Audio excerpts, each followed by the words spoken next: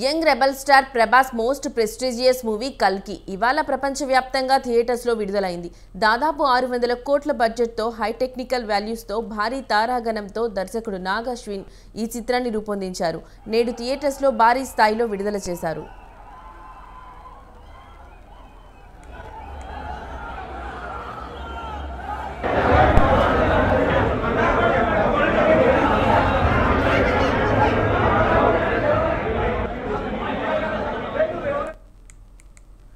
బాహుబలి సినిమాతో ప్రభాస్ రేంజ్ మారిపోయింది. అతని సినిమా వస్తుందంటే ప్రపంచవ్యాప్తంగా చర్చలు మొదలవుతుంటాయి. ఆ క్రేజ్కి తగ్గట్టే అంతకు మించి అనేట్టుగా భారీ బడ్జెట్ మూవీలతో అంచనాలను అంతకంతకు పెంచుకుంటూ పోతున్నాడు ప్రభాస్.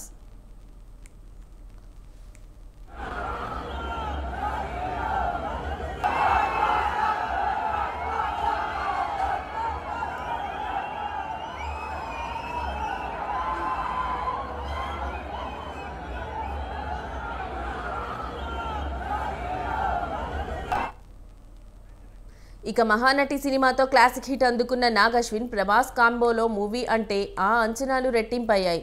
దీనికి తోడు టీజర్, ట్రైలర్స్, ప్రమోషన్స్తో తాను కొత్త ప్రపంచాన్ని చూపించబోతున్నట్టు ముందే హింట్ ఇచ్చాడు నాగ్ అశ్విన్.